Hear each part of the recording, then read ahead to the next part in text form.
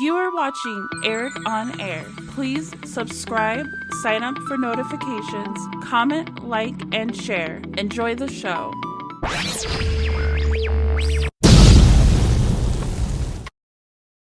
Where the hell were you last week? No, I'm sorry, I'm not gonna do the shameless opening. This is a religious themed cartoon. It doesn't really seem appropriate. Last time, we talked about Season 1 of Superbook. This isn't gonna be about Jesus, is it? No, Homer. While Season 1 of Superbook went through both the New and Old Testament of the Christian Bible, Season 2 stays before the time of Christ. On April 4th, 1983, Superbook 2, or Season 2, was released, with some changes from their first season, and that may have been inspired by its companion series, The Flying House. There was a little cousin character named Uriah, who was very similar to The Flying House's Corky. Let's jump into the updated theme song and Season 2 premiere of Superbook. Mrs. Peeper let a girl in Chris's room and the door is closed. I don't know about that. Chris and Joy and everyone were having lots of fun. Were they having fun? I think there was some drama leading up to this. Superbook fell off the shelf. Look what they've done. I'm looking. When it hit the computer, oh, they were surprised. Superbook got programmed in, now it's computerized. If it were only that easy to computerize things, I still have a ton of photographs that need to be digitized. Now it's computerized.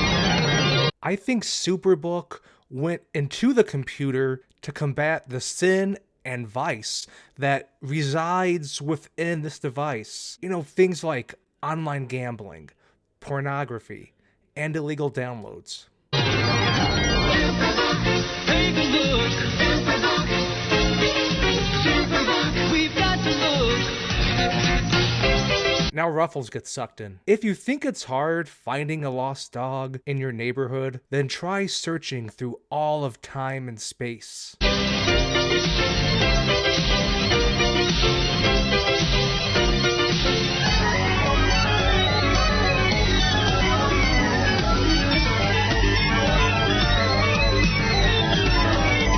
It looks like Uriah and Gizmo are the only ones that actually time traveled. You know, even though they all went through this crazy time travel portal thingamabob. Chris and Joy seem to have had their fill of biblical time travel. So they send their youngest, Uriah, along with Gizmo to try to find Ruffles.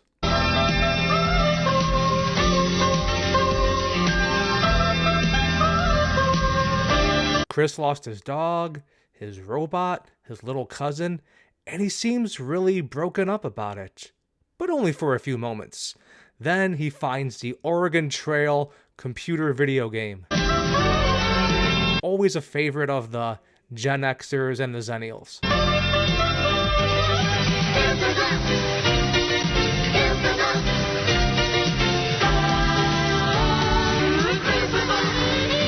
Like Flying House, the theme song sets up the backstory. Like our analysis of the Flying House, let's go into a little more of the backstory, a little more detail, if you will. We start off with Professor Peeper playing with some dinosaur bones after his deadbeat brother and nephew Uriah move in. You haven't seen this little guy before. Yes, we have. He looks and sounds like Corky from the Flying House. This is Uriah. He's a cousin of Christopher Peeper. They're great friends. No! Are you sure about that, Mr. Narrator? It looks like the lessons learned from the Cain and Abel episode, aka My Brother's Keeper, were kind of lost on Chris by now. What you did! That's enough now! Don't you just hate when your nephew leaps upon priceless artifacts to escape certain death from your own son, and then a dinosaur's skull gets stuck on your head? Don't you just hate when that happens? Uh-oh. Sorry. Who turned out the lights? Dad, you always called me a bonehead. Good one, Chris. Hi, everybody. Hi, Joy. Of course, you remember Joy, the girl that lives next door? She's the girl next door. Hold on, Bobby. We will get to you next week. This is Superbooks time. When a person's in trouble, you guys shouldn't laugh. Oh yeah, Joy? What about Home Alone? I know, I'll get my daddy to help. Good idea. That freeloader could start earning his keep around that joint. Daddy, come quick. Holy crap. His dad and the professor's brother is Steve Jobs. Sorry, Uriah, I don't have time now. Your meal ticket needs help. You need to make time, pal. Stop oogling all the ladies there on Pornhub and help out your big brother. Brilliant program, if I do say so myself. It's a spinning cube, dude. This is what happens when Steve Jobs attempts to write code. He definitely had some great, innovative ideas. But Woz, he was the tech guru. He's the one that actually made it all happen. They eventually get the skull off his head. Then Professor Peeper and his little brother get into a heated argument over the usefulness of computers. His brother then says, "Talk to the hand." You may be my brother, Fred, but you're computer ignorant. I'd rather be that than a slave to a machine. At least I know what's happened in this world. But what are you doing about making it a better place? I don't know. Letting you and your son live in his house and eat his food, for starters. And I don't even like Professor Peeper, but his little brother, he is way out of line here. Taking care of your son Yuri so you can go play with your computers. Burn. I'm not playing, I'm programming computers for the advancement of science. Dude, your spinning cube is not going to have that much of an impact. Get over yourself. Sorry if I made you mad.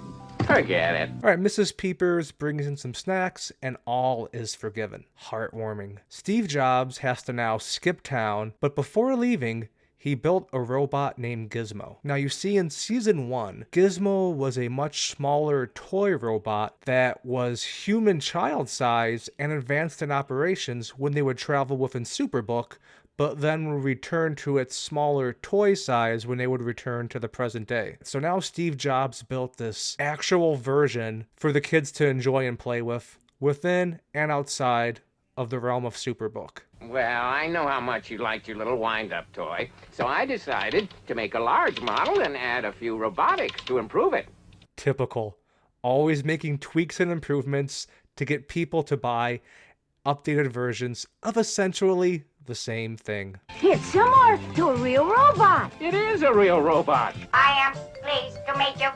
Worship as I do, or else I will murder you. Well, Did you hear that? Sorry, but Gizmo is technically a Crusader robot.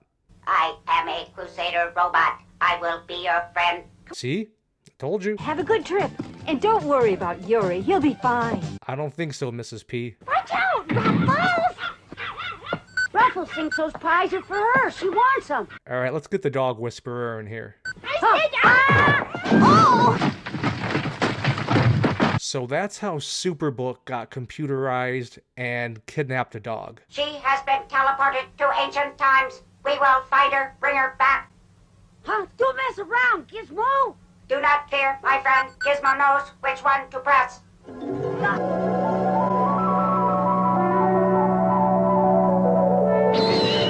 Oh, that hurt. You all right, Yuri? Yuri, he's not here. And Gizmo, too. They must have both gone through the time tunnel. Yuri, speak to me. Whatever, dude. You tried to murder him a few moments ago. No! Why don't you see what you can do? Okay, I'll try. Let's see. All right, yeah, randomly pushing 0H0. Yeah, that should do the trick. Let's see.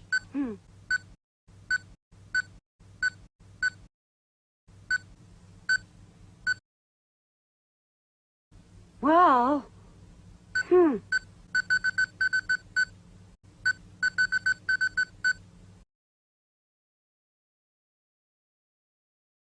I think this is beyond our control. Being the banker from Boston, that gives you more money. But the carpenter from Illinois, you're a lot closer to the finish line, and it gives you better survival skills. You know what? I don't know. I actually always ended up getting my family killed in that game too. Yuri and Ruffles and Gizmo are in Bible Land. Bible Land. That was the original name of the disgraced televangelist Jim and Tammy Faye Baker's theme park. Let's check in on Uri and Gizmo. My spring is sprung. So, I see you're really a wind-up robot, huh? There, that better? Much better. Thank you very much. I feel like running now. Let us go. Gizmo, wait! Uri and Gizmo don't know it yet, but they're heading straight for the camp of Abraham and Sarah. Glad they left some food. Let us face it. You have been blessed. Alright, so Uri's dad abandoned him, his dog was kidnapped, and he's lost in ancient, violent Bible times. But there is food, so you have to count your blessings, right? We'll find Waffles tomorrow. It may take a while. What would be your guess?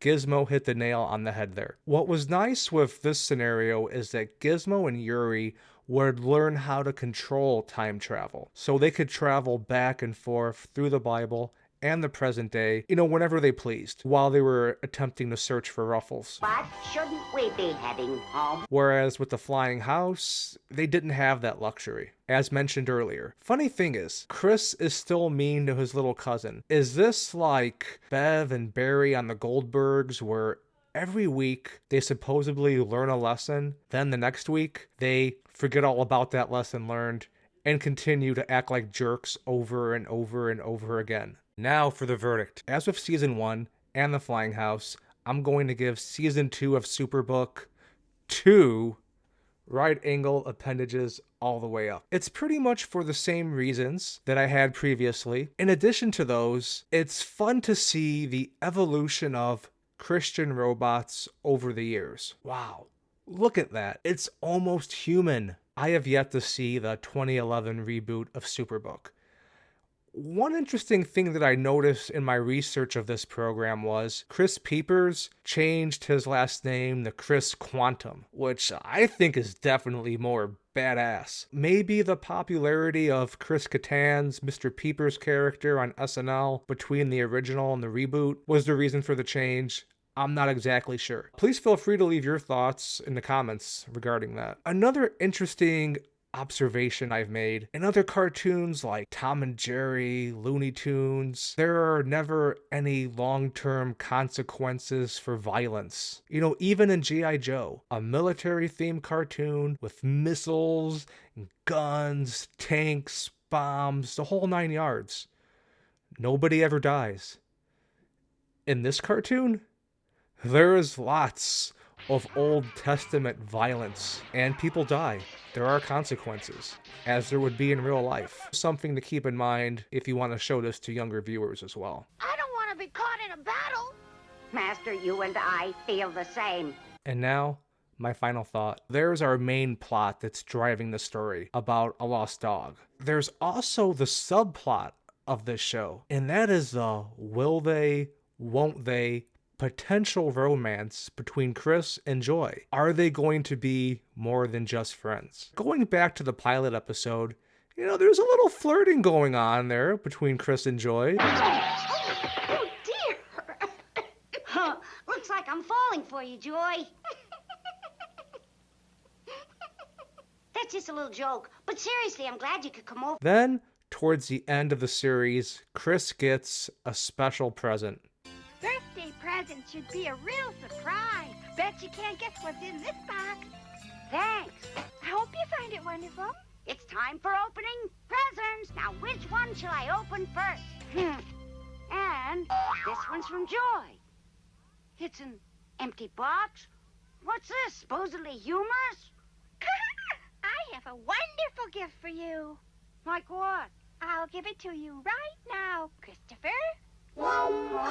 What a wonderful gift! When it's my birthday, I'd like to receive a wonderful gift like that. Who from? Why, of course, you, sweetie pie. I should hope Professor Peeper would not want a kiss from a little girl.